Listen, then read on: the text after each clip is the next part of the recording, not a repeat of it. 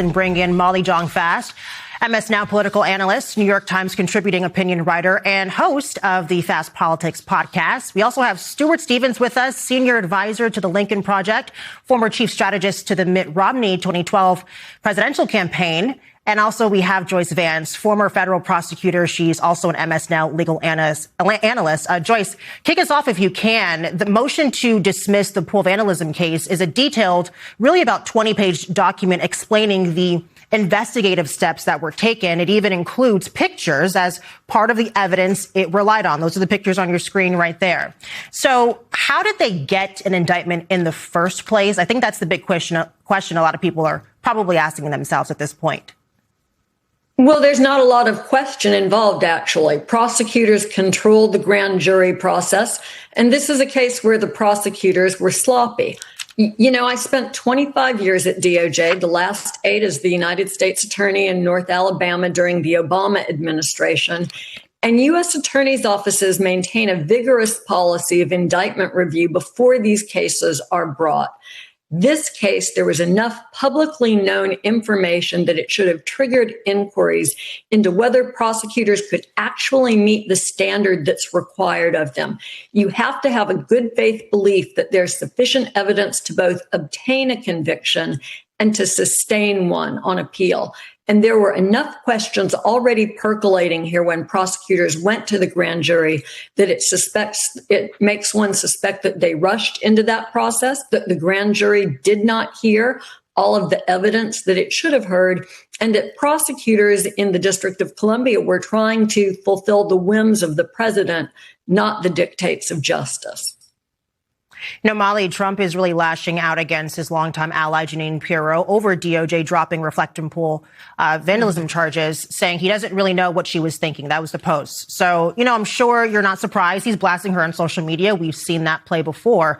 But do you think her political future is in jeopardy at this point? I mean, we have certainly seen women in this administration run crosshaired with Trump, you know, sometimes because reality does not jive with, you know, Trump operates on this sort of Earth 2 scenario where things are as he says they are. And we saw this with Kristi Noem, where, you know, you can only shift reality so much. And so, yeah, she could certainly run, you know, crosswinds of this administration. There's certainly, remember, she got this job because Donald Trump liked her on television. So it's not as if she's like, you know, eminently qualified. And I do think, you know, part of this job, part of being in this administration, especially for women in this administration, is appearing in a way that pleases Donald Trump, whatever that means. And in this case, yeah, you could certainly see her losing her job over this. And remember, like, Trumpism, ultimately, these people really do, you know, the Republican Party is basically the Trump Party, and these people serve at the pleasure of one person, Donald Trump. And Stuart, I want you to tag on to that a little bit. The president now turning, of course, against one of his appointees who could not plausibly or even legally carry out one of his demands. What effect will this have more broadly? Well, look, I think we just have to step back and say, why is it we're talking about this? It's just so insane. Because the president of the United States has some sort of obsession with trying to screw up everything in Washington. Physically, he tore down half the White House. Now he's screwing up the Reflecting Pool. So they go out and they charge an Olympian. I mean, this just shows the kind of degree to which the whole dialogue about what does it mean to be president. You know, I belong to a party that was like apocalyptic, absolutely obsessed with Monica Lewinsky and all of that. And they wrote these beautiful things about how, you know, the White House was more than just an office. It was the symbol of the United States. And here we have these ridiculous figures. I mean, Jeanine Pirro is a ridiculous figure. She was ridiculous on Fox, often mocked on Saturday Night Live. And we're talking about the Reflecting Pool. We're at war. We have under 30% of the people in the country think the economy is going in the right direction. And this is what it's like. I just say to, you know, my former Republicans, clients and everything, like, good luck this November, baby, because nobody cares about this but Donald Trump. Joyce, I want to talk about something we touched on last hour and get your legal perspective. So starting today, you can buy early access to Trump's social media posts, even as Democrats call for an investigation. So is the sale of this data that has the potential to really move markets legal? Our guest last hour said that it was unprecedented, so there may be some wiggle room there.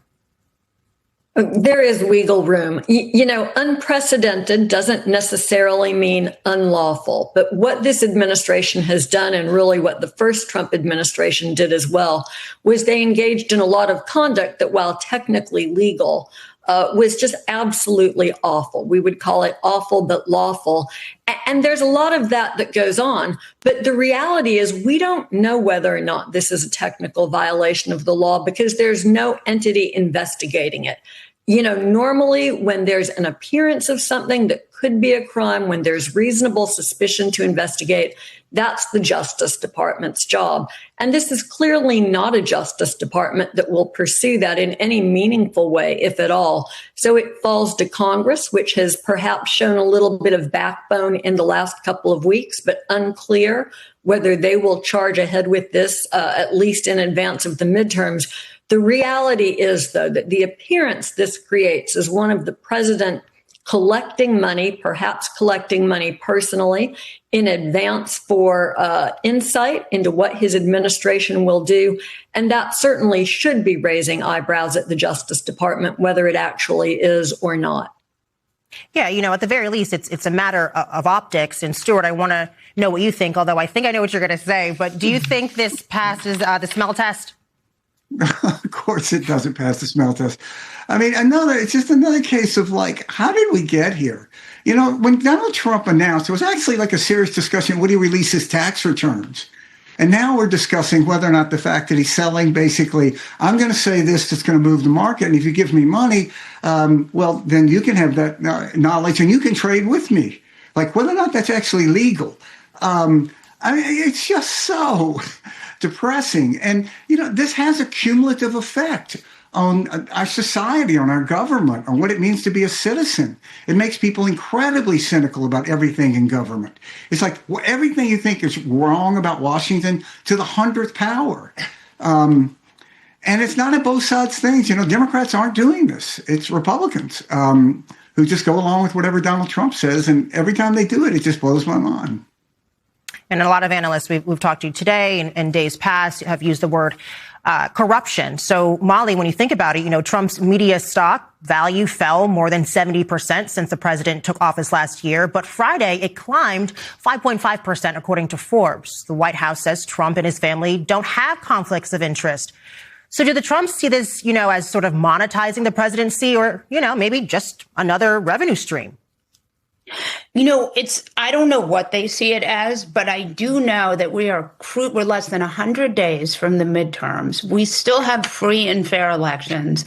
Voters hate this stuff. They hate it. You even see MAGA voices complaining about it. People like Megyn Kelly, saying it's grifty. So I do think that, the way they're behaving, this autocratic, this stuff does not play well. And really, we're seeing when you see these polls that show Democrats ahead in Alaska and, Iowa and states that have not voted for Democrats in a long, long time, there's a reason for that. And it's, because Donald Trump is so laser focused on the reflecting pool and they're filling up, and gas is, in some places $4 a gallon. And voters want, the president gets blamed for the economy, and voters see a president who is obsessing about, selling access to his tweets and fixing the reflecting pool. So it is,